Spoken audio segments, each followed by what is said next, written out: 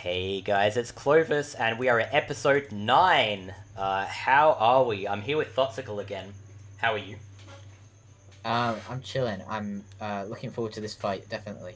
After that last Yugi fight and before that the Bakura fight, the Bakura fight, that was like an hour-long episode, and then Yugi's was pretty short. 15, yeah.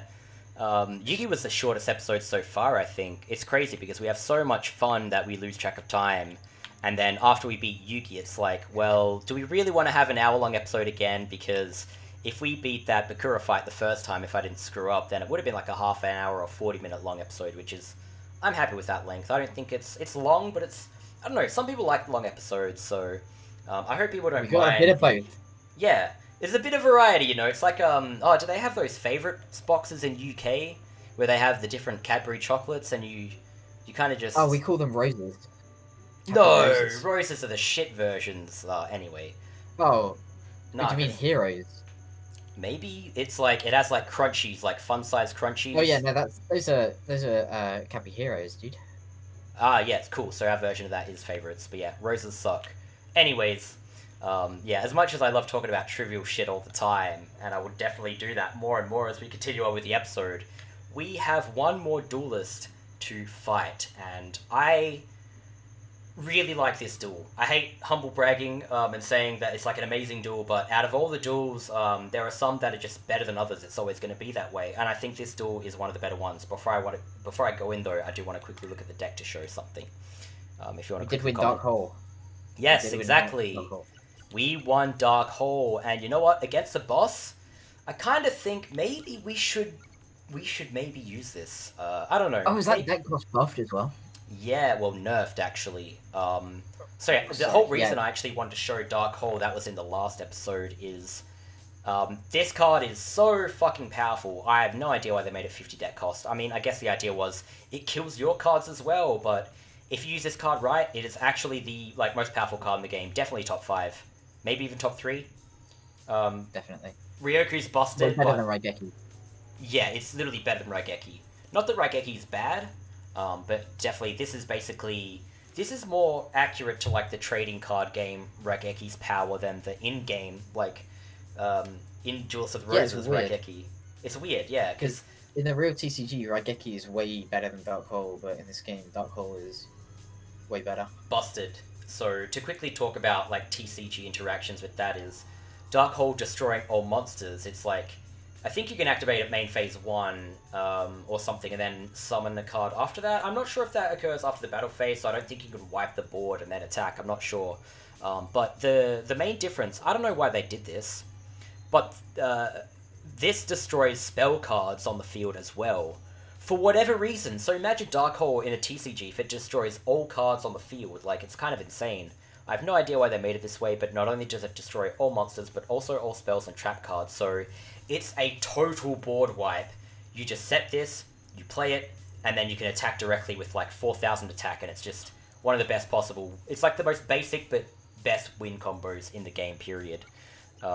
We should modify the deck a little bit because we've collected a bunch of stuff and we have not used any of it. So um, you can help me pick some cards. Oh, Shape Snatch is still good, but help me pick some cards that are maybe we should get rid of.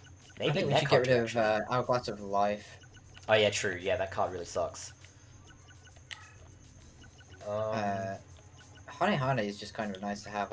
it I is. don't I think really do Mechmore like it. Uh, fight. Mechmore Zombie get rid of, you reckon? Not in this fight, yeah. Or do get rid of it for this fight. Yeah. So we can add the other Dark Energy in.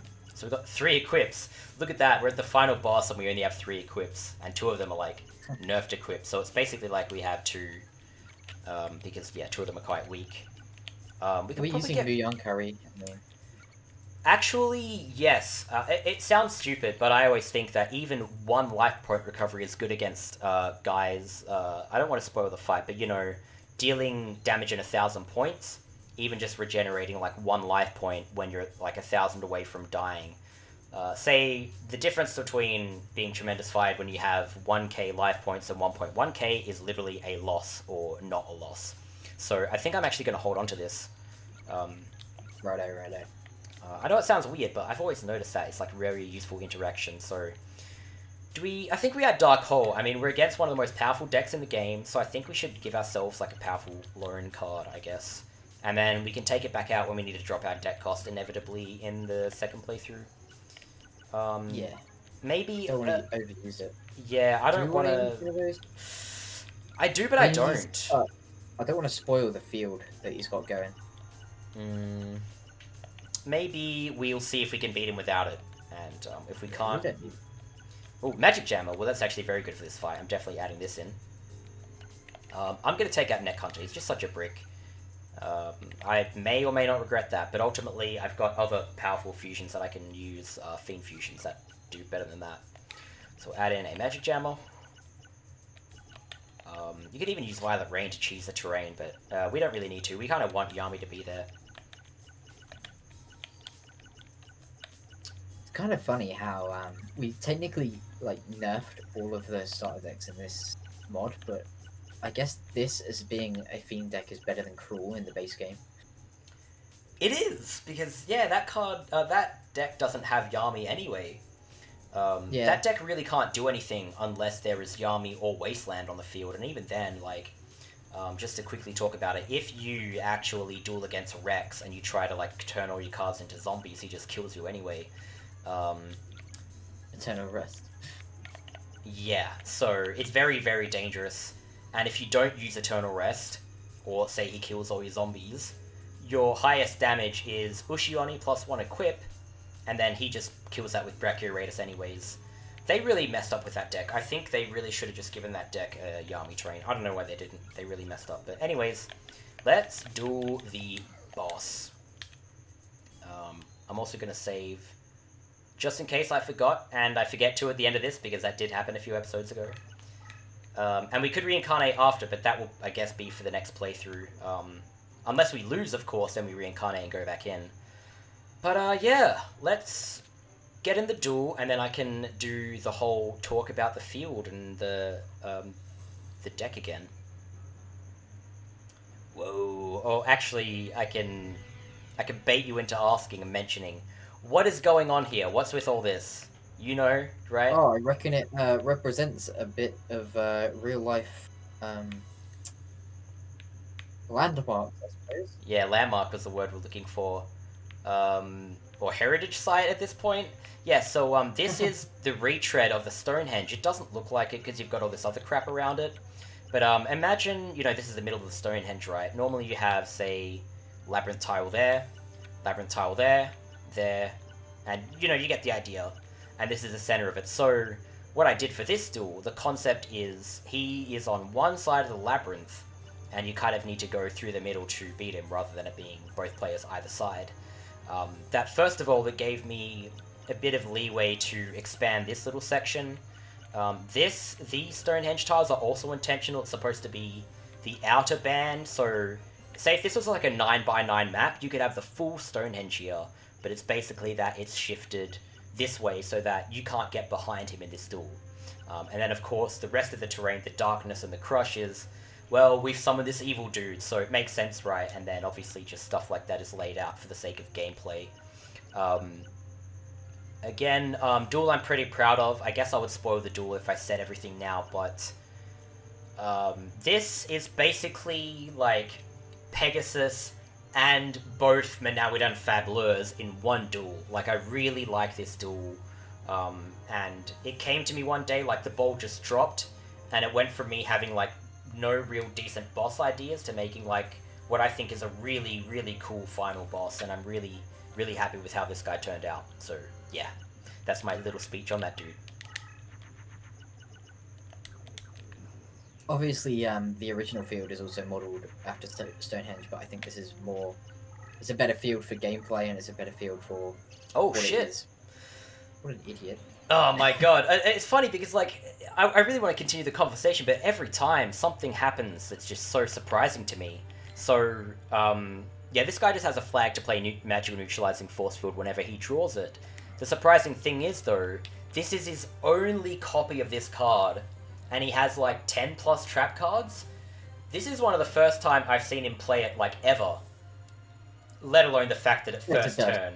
I may be the first Yeah. person ever to see him play this first turn as the boss. I'm not even sure, because the mod's only been out a few days, but this is crazy because like this is one of the hardest cards to get in the game because he like never plays it because he's always playing a monster or a trap before it. So, I really, really want to win this and get this card out of the slots because holy shit, I love this card. You'll notice I buffed the deck cost, or nerfed it rather, because it's actually that powerful. And also, look at that artwork, the hexagram. Fuck, I love this card. I'm sorry, but I really do it's like so this awesome. card a lot. It's so powerful, Dude, it's so stop saying cool. the F word. I know, right? Someone told me off in the comments for that. I was just like, stop watching! Stop watching! Yeah, no worries. We're a swearing channel here, you know, we're, oh shit. Ooh. Oof, man, Right that off is the bat. painful. Yeah.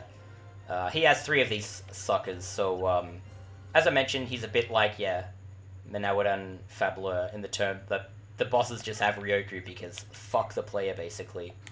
At least, well, all I can give him credit for is he played Magical Neutralizing Force to it before he did that. So this is going to be a super scary card. So what we can actually do is bait it out with a Hane Hane. Sugar, do, honey, honey. Alright, don't get copyright strike.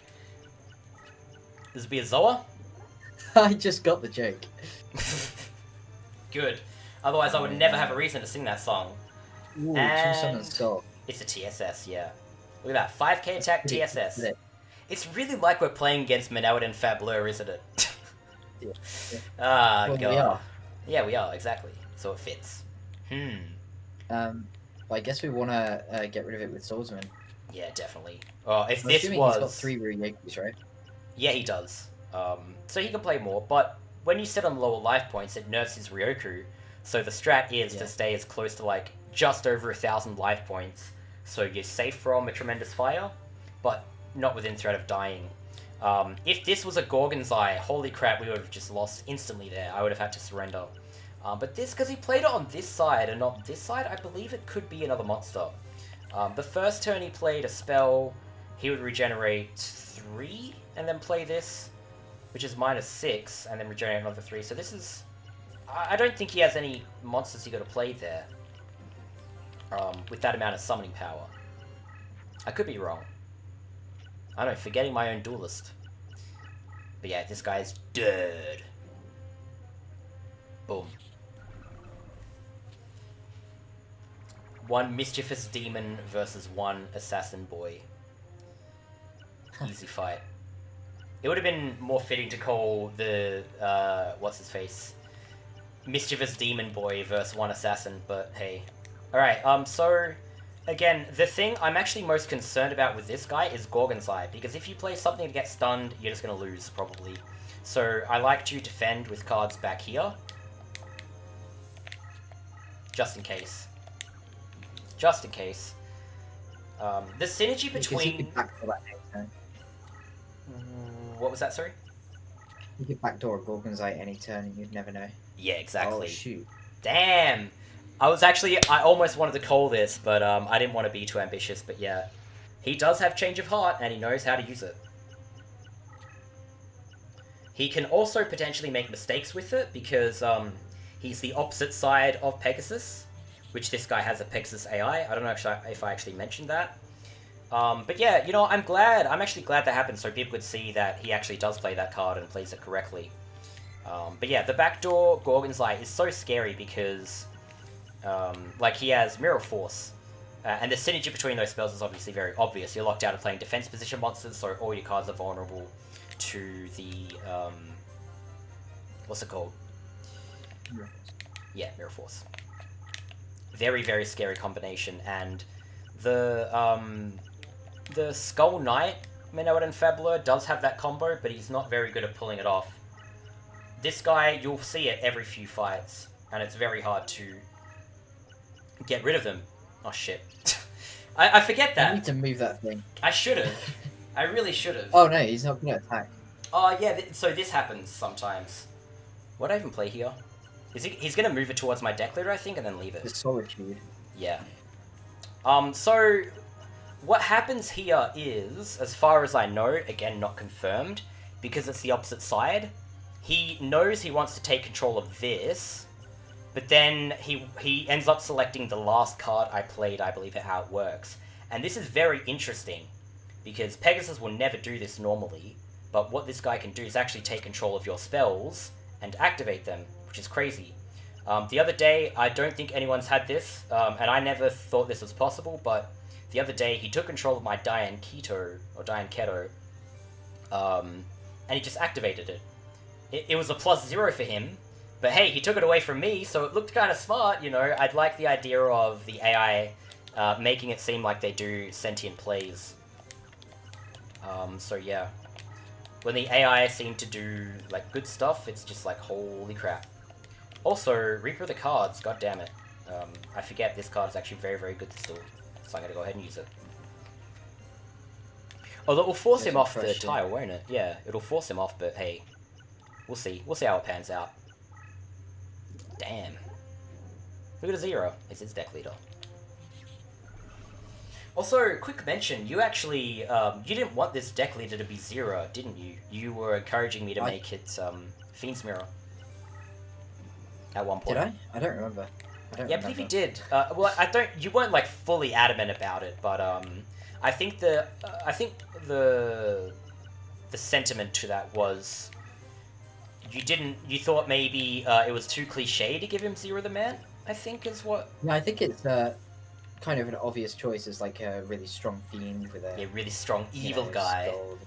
Yeah, but you know, it still works. It's really, you know, it's got the right vibe. Yeah, for sure. Just something about this guy's design is awesome. I might actually move the camera a bit here so we can see this one. He's spellbound, so we actually. At the end of the day, it's Zero the Man. It's Zero the Man. So. Yeah, exactly. He's cool either way. This guy, he's definitely one of the fiends that we all, one of the ritual cards we all wanted as a kid, just because it looks so goddamn awesome. And actually, if I'm not mistaken, this is the highest attack fiend card in the game, right? 2800. And the second highest is Zoa, I think. I think all the ritual fiends are like less than 2800 apart from this guy, yeah, so... but yeah, if I'm being honest, the prime thing was actually, I think he looks like what a boss would look like. With his giant cape, he actually looks like this evil lord of some sort, so... Even though it's really a little bit cliche, it's like generic, bad, high attack fiend, I think it just works. I really think it works. Oh, look at that. Yeah, nice. Oh, shit. And there's the Mirror Force, hey. Yep. But hey, it only took out the one card, so that's fine. And, yeah, so these don't attack through full range traps. If you read the description, it does specify limited range. But that's why you keep all your stuff in defense mode. Zero the Man is one of those cards that was never actually printed in the TCG until like 2007. We always get annoyed at those cards. I don't know why Konami did that, but yeah, it's like Karyushin and Kairushin. Yeah, that didn't come out till like a year ago, or like this year maybe. Well, I mean, it wasn't even in the TCG. It's in Speed Duel that they printed Kairushin. Fucking Speed Duels. These guys are crazy.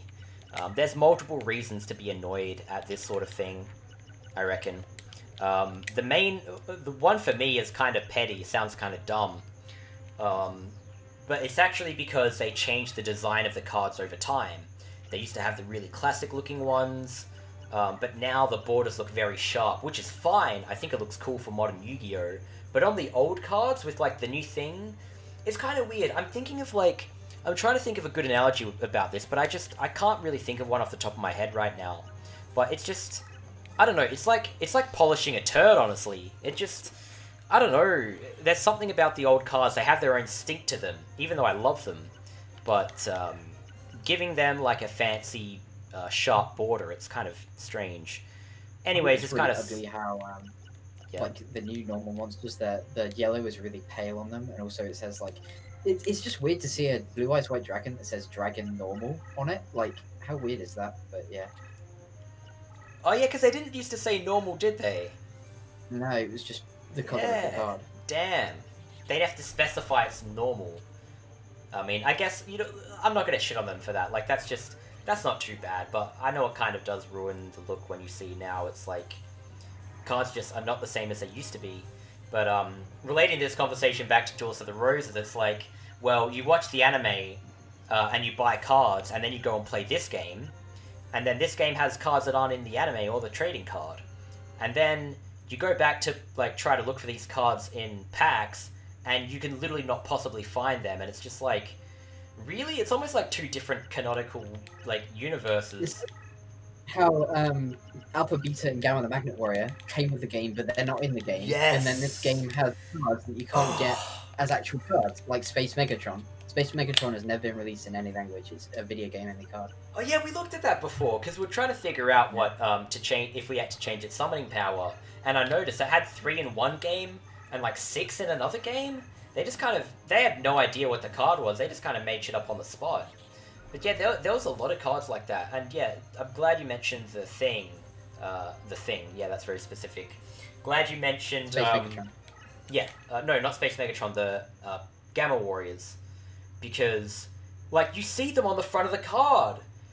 And it's like, okay, now I'm going to find these cards. And you duel Yugi over and over again. And then you realize you don't do that. And as a kid, you know, who freaking believes in Santa Claus, you don't, like, it's not even, you don't even think of it as a possibility that the game wouldn't have these cards. You feel ripped off as a kid, honestly. It's kind of disappointing. But hey, I kind of understand why people keep asking us if we could add new cards to this game, but it's not something that we're really capable of. Yeah,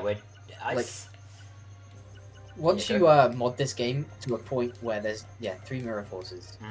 Don't have to worry about it anymore. But yeah, continue. Yeah, once you're at the point where you mod this game, you get to a point where there's diminishing returns. Like, you've added so much to the game where you might as well start working on just a fan game from scratch.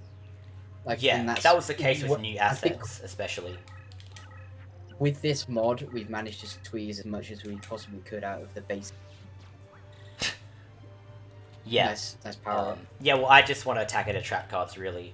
Yeah. I will quickly say before you continue, sorry, and go back to what you said is. We've used all of his Mirror Force, so we don't actually need to worry about that card specifically anymore, but he has short-range traps we can worry about. What were we talking about, though? Oh, yeah, the new assets and stuff, or lack of new assets.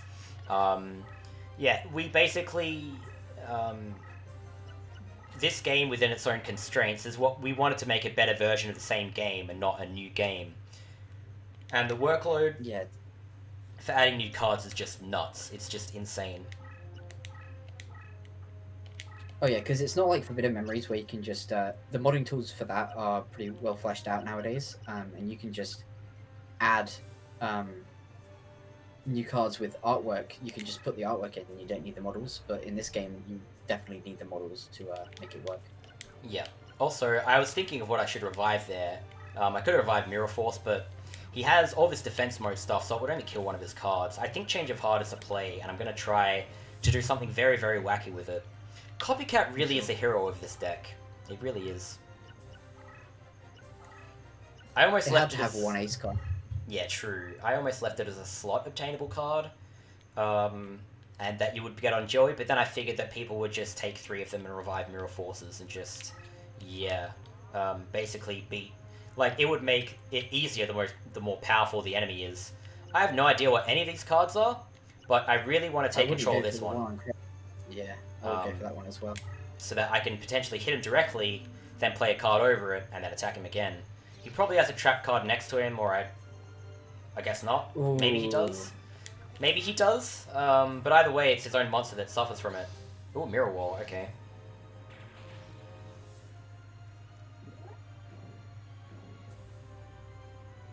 That kind of sucks, because I need to get rid of that Mirror Wall somehow. So I might have to do like a rogue mission. Although I want to get rid of this anyway. I'm not going to attack him, that's stupid, I'll just die after that, so... I just leave that in defense, let him attack it and die. So I get a bit more information on what's on the map, yeah. Gave that guy a Dark Energy, so I hope he appreciates that. Yeah, this guy's crazy, he's got Mirror Forces, Mirror Walls, Gorgon's Eyes, Gravity Binds, he's just insane. I literally gave him... And it's so good because the enemy, like the AI, the one card type that all AI can play is the trap card, because all they need to do is just set it on the field and it will eventually work, right? So, these sort of decks that are trap heavy end up being some of the more smarter ones because the enemy just needs to put a card there and it's now like a realistic threat. God damn it, I can't play Cross Clown there, but it doesn't matter, I can play Clown Zombie, that works. I need to get rid of that Mirror Wall, or I can't really... Ooh, what is that? It's not a Mirror Force, but it's probably a trap card. Could be Gorgon's Eye. But he has no monsters that go on the Crush, so yeah. Let's see what this is. Gravity Bind, that makes sense. Alright, so I used to call it as a kid Gravity Bind, because I didn't even know what the word bind was.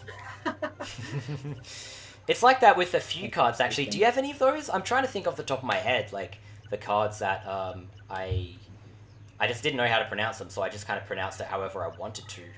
There are probably some that I had, but I can't remember off the top of my head. Yeah, it's once one of those you buried learn childhood them. memories. Yeah, once you learn them, you don't forget it. them. Really trying to think, but I can't, and it's... Thinking on the fly is not very easy. Damn, look at that. Look at that attack. What a stat line of a card. Oh shit, right, the glitch. Look at him! Just look at him! Alright. I've had my fun with that. Ooh. Malevolent Nuzzler. Oh, that's one! Yeah, I mentioned this in the other episode, didn't I? Malevolent Nuzzler. Yeah. Malevolent. Because I had no idea, like, I didn't even know Malevolent was a word. So, yeah.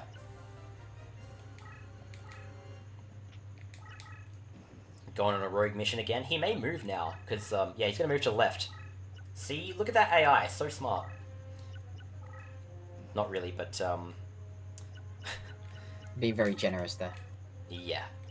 But yeah, normally the AI would just, like, move over that card and not move this. It would just, like, move over this and play something on this side, but some of the AI actually knows it's going to do that, and it creates space. So that's Pegasus AI being quite smart.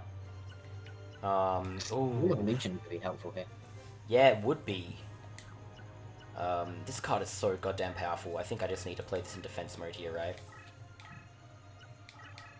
I'm gonna move back because I kind of want to go over here and try to hit him directly. Again, there is a bit of a crushed cheese, which I guess we'll mention when we get next to his deck leader.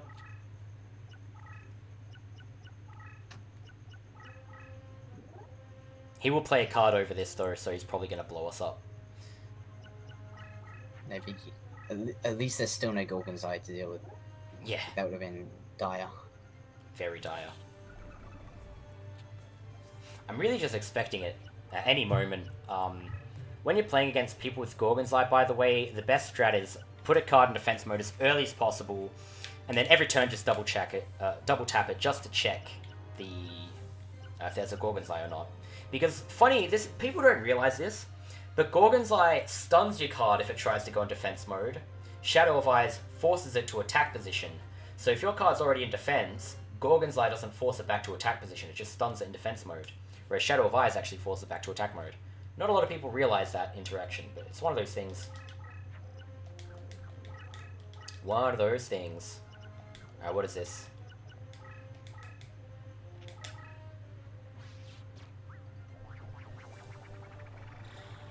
He has no Mirror Forces left, but a few trap cards, so I kind of need to get a bit closer to my Fiend card, I think. He probably still has a Change of Heart, I'm pretty sure. I think maybe he has 2, because I think maybe he bricked a lot when I gave him 3. But I can't even summon a card to kill those monsters anymore, because there's just all that crush in the way. I couldn't even kill these even if I wanted to, which is kind of scary. Yeah, he has another Change of Heart, so... Well, actually, no, I think he doesn't. That was just what I had in my head. That if he has one more, then he's going to own me with it if I move too close to my monster. But I don't think he actually will. Yeah. Don't think he will. But he's kind of stuck here. Which is fine, because he's actually... If we don't kill him, we're going to lose, because we have less life points. So, this is where you press F4.